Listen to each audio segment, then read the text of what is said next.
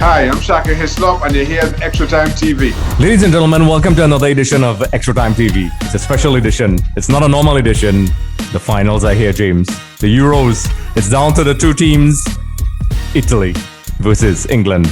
And I know you did not hear incorrectly. It is England in the final, folks. For those people who are in doubt, those casual fans who weren't paying attention, I guess I got your attention now.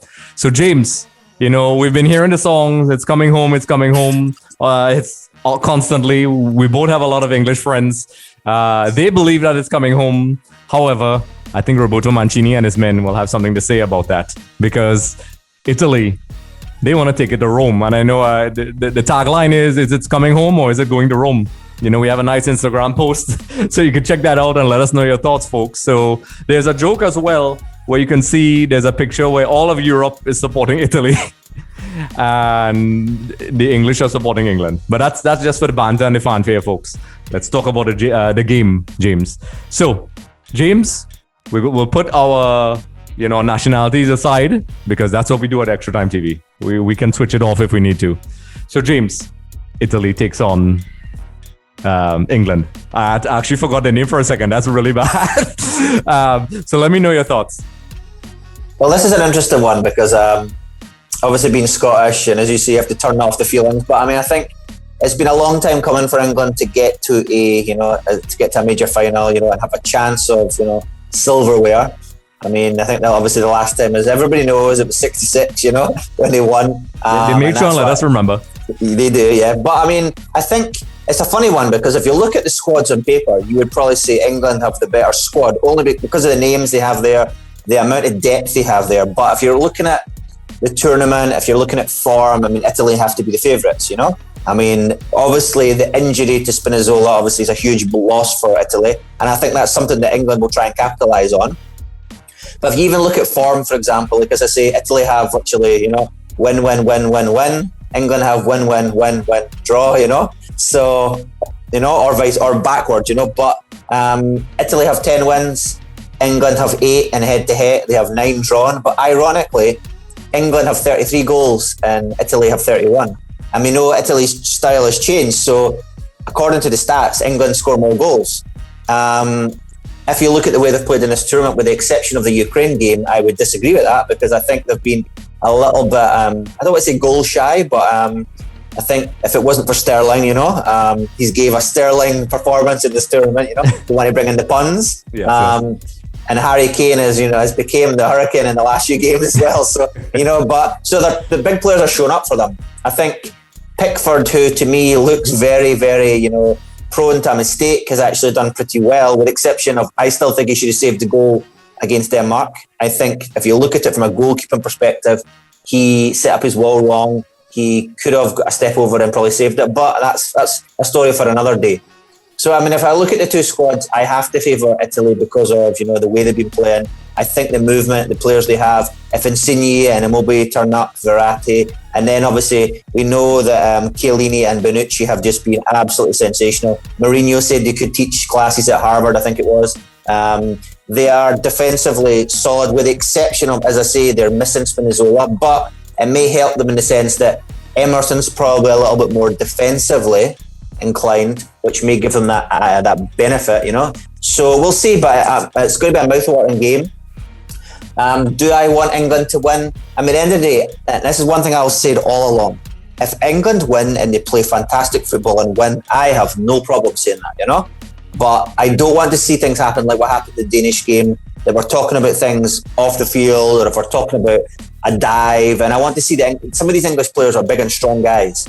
Don't be falling down every tackle. Italy can do it too. So it's going to be an interesting, matchup. Yep, and I think the reason why that's an issue, because of course, I'm seeing social media, England is, just to put it lightly, a tad bit excited. You see the comments where people, when they even hint that England are not favorites, they go ballistic. That's social media for you, and they start attacking and saying, you don't know what you're talking about. And I think that is kind of one of the aspects on the media side of things where I think attracts that criticism of England. I don't think people necessarily don't want England to win. Obviously, they're rivalries, so there's some people that just don't want them to win. But I think there's a lot of contradictions in what they say. For example, they are usually, not usually, they pride themselves on having the best league in the world with the best players. And there's a little bit of hypocrisy where they kind of look down and make stereotypes about, Spanish countries and Italian countries and so on, Latin countries for diving, and they frown upon it and they turn their nose up at it. And then also their style of play, which is very interesting. And this is good. This is actually a compliment to Southgate. They are actually playing more Italian than the Italians, where they have emphasized strong defense and the emphasis on the counter-attack is what they're about. We saw it at 2018. And it's almost like a kind of poetic joke where Italy is playing the all-action, aggressive football that England boasts about. And now England are playing the more pragmatic, tactical thing, which kudos to Southgate. I think Southgate realized a long time ago that I don't think you can win an international competition playing the England all-action way. It doesn't work for them, apparently. So he's trying something different. It's not pretty, but yet it got them to a semi-final and now a final. But to your point, I think it's very important for them to try to win, the right way. Because no matter what, people always, that one World Cup that they won, there's always that reference back to 1966 where did it cross the line against West Germany. There's the foolish call. I think when England played Argentina, there was a player sent off and the referee couldn't understand Spanish. So he could not possibly know what the Argentine player was saying. There's a whole video on that. Don't take my word for it. You could check that out. But this game is definitely, a game that can definitely change both teams' mentality for different reasons. Because Italy has revamped their style of play and modernized them. I don't like to use the word modernize, but, we know the stereotypes associated with Italy. Sandro will agree.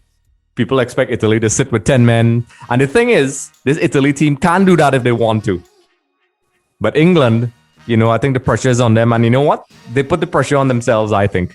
They need to win. If they don't, I think the long-term ramifications of this might be very traumatic. Trust me, I'm an Argentinian fan. When you lose a final, it does not work well, and sometimes you have to get over that hurdle. And I'm sure fans of Netherlands would agree. So back to the game, James. So let's talk about the actual approaches. We all know that Mancini and his men have the attacking all-action style football, and Southgate is now pragmatic, counter-attacking, heavily relies on Sterling and Keane bouncing off the ball to him and running at defenders. I have this theory, and you can tell me what you think, that Mancini's style of play, while it's amazing and it's great and it's a joy for everybody to look at right now, plays into Gareth Southgate's hand because they're going to attack.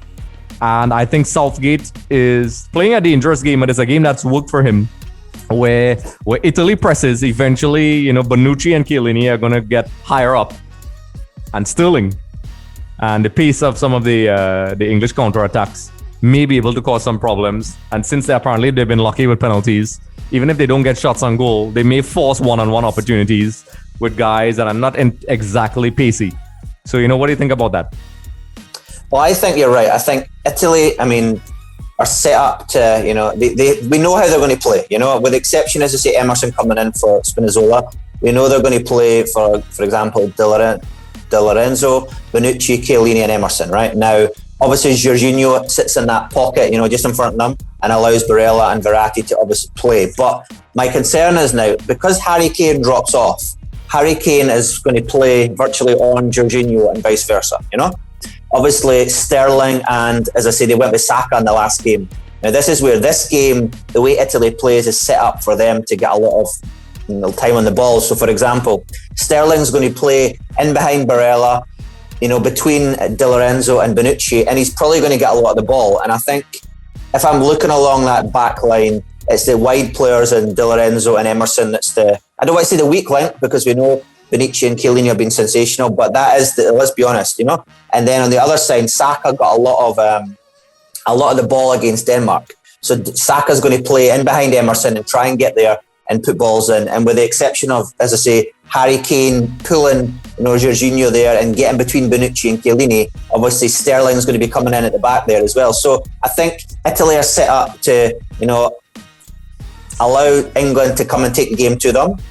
But on the other hand, I've found that, England, I don't think Phillips and Rice had a great game in the last game. And I think that's where Italy can come up big. If they can counteract Phillips and Rice with obviously Verratti and Barella and get Insigne and Chiesa on the ball, they can really, especially in transition, that quick switch, they can really cause the English backline problems. Because I'll be honest with you, a lot of people are talking about how good Maguire and Stones are. I don't see them, in my opinion, as world-class defenders. And Bonucci and Chiellini, yes, but it took them a long time to mature. We've known they were good, but to me, we know they're that good now. I don't see Maguire and Stones on that level by any means. And because of that, I think Italy will get chances. And again, like I said, Pickford's prone to a mistake or two. They play the ball back to him a lot. I think if Immobile presses, if Chiesa presses, it's problems. To me, for England, Walker is probably their most consistent defender. And he's the right back. So there's lots of individual battles. And Mason Mount, I think, will come up big because he kind of playing in our area. He'll get to float a lot, behind Kane. So it's going to be a very interesting matchup. But I think the old heads of Italy, that experience, will just maybe win it in certain areas. But it could go anyway. Yes, it's going to be a very interesting game. Yes. And I agree with you with your analysis of the defenders. I think Southgate, is aware of this. He's aware of their deficiencies. And that's why I think he set the team up the way he did. Even way back in 2018, everybody knows I'm an Argentinian fan and I have a lot of criticisms about English football.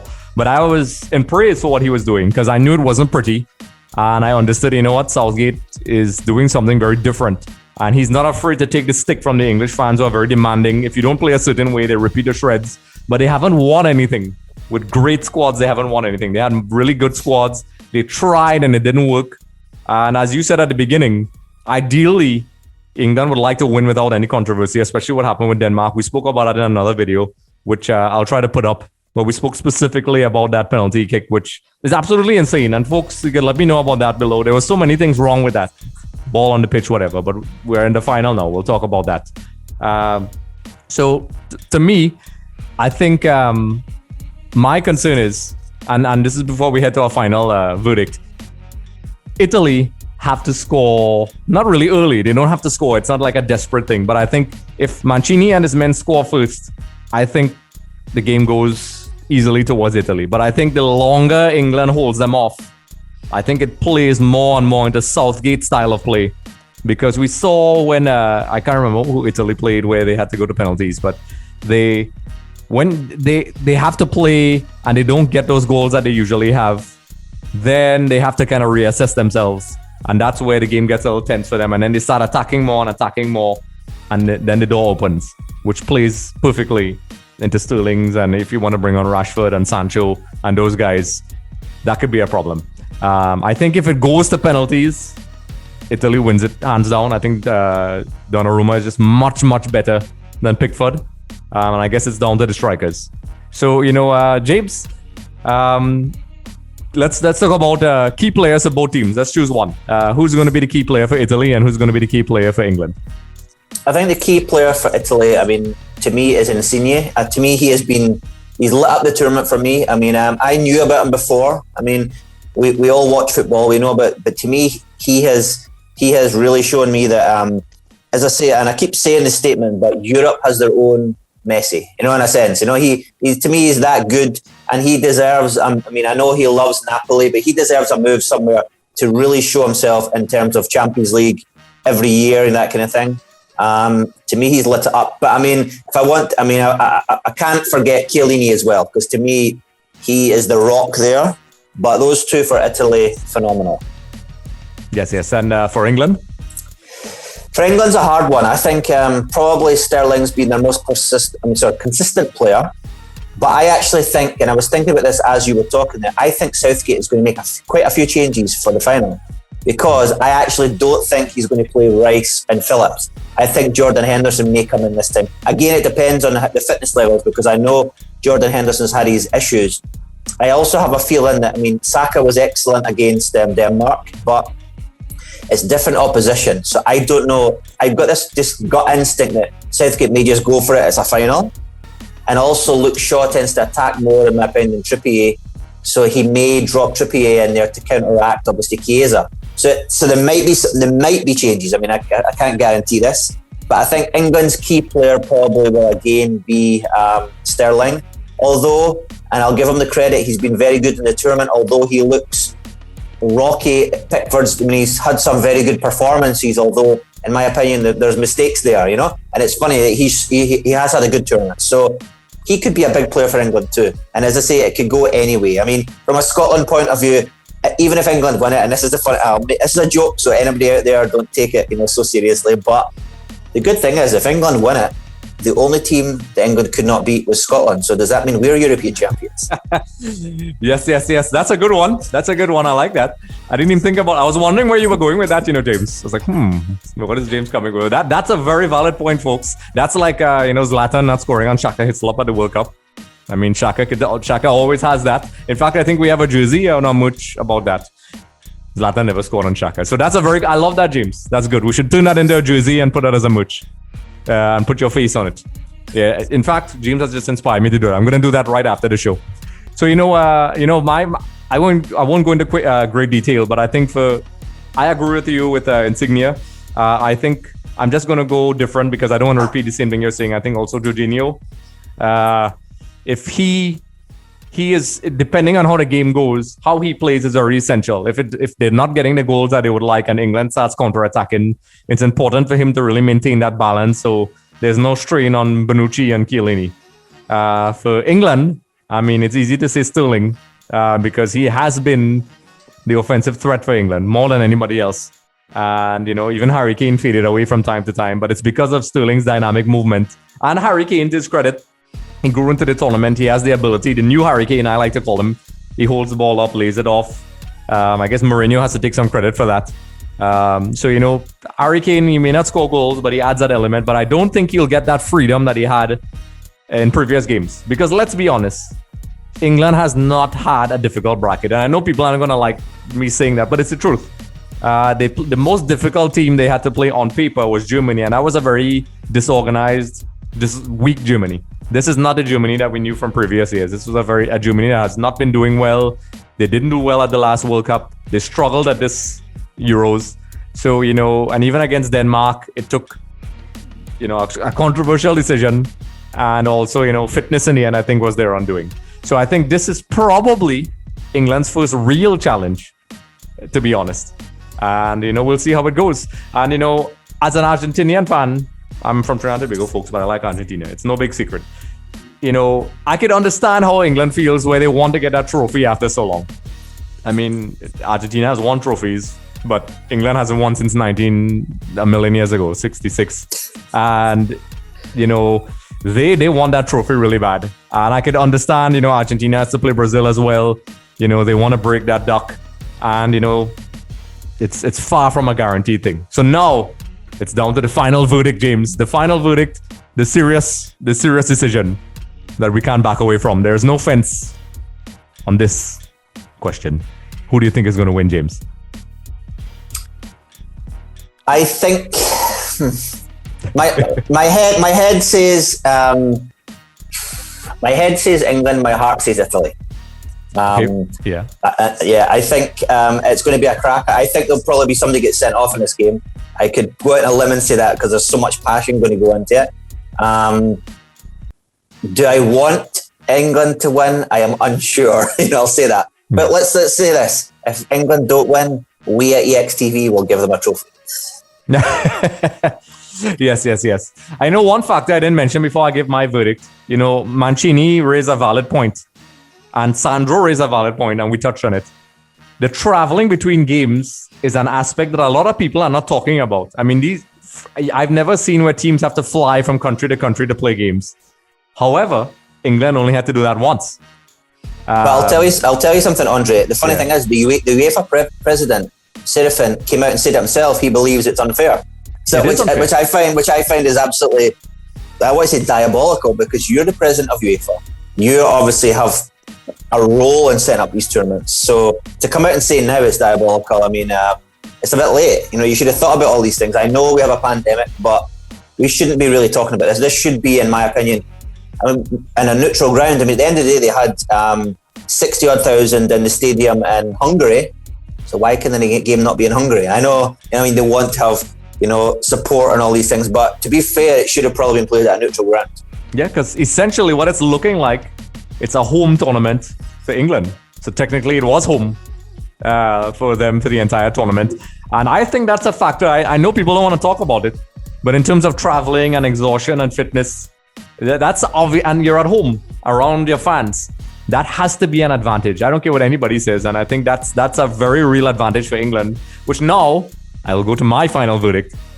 Obviously, as a fan, which this is not what we are today, I would like Italy to win. But I'm going to say something that might shock a lot of people. But I think based on how those factors that we mentioned and how Mancini plays and how Southgate plays, I think England, while I don't think they're the better team based on the performances, I think they have a slight advantage. And it may be an ugly 1-0 win or victory for England. I literally puked a little bit in my mouth when I said that, folks. I have no joy saying that. I'm going to go off air and cry. But it's, I'm going to show you guys, I have the ability to speak about a team without, being biased. And I think, from my honest opinion, Italy is the better team collectively. But I think there are many factors in play. And I think England may edge this one and the trophy drought may end finally. And we're going to have to hear English fans talk about it for the next 100 years. But, kudos to you guys if you win.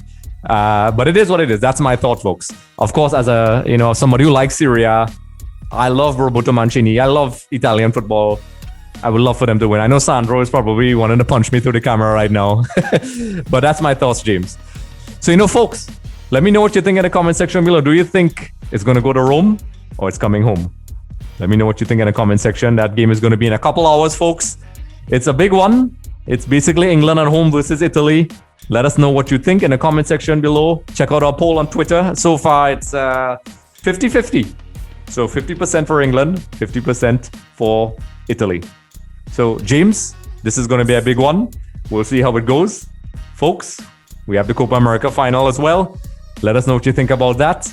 And, James and I will be waiting anxiously at the end of this final to give our response. So you've heard our verdicts.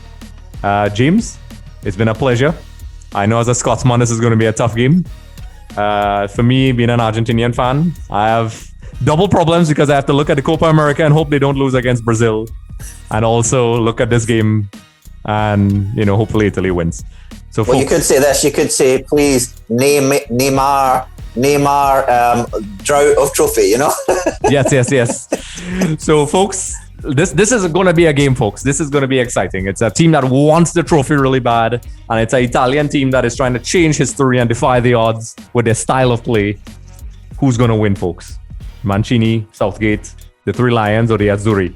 Let us know what you think. As again, James, it's been a pleasure. This has been a very exhausting tournament. It's not over yet because we have to do our post-match. So we'll talk about that. So let's see how it goes, folks. Comment, and thank you for joining us. Just a reminder, everyone, for more episodes with Shaka Hislop, be sure to head over to our YouTube channel. Also, don't forget to subscribe for more updates, interviews, and content.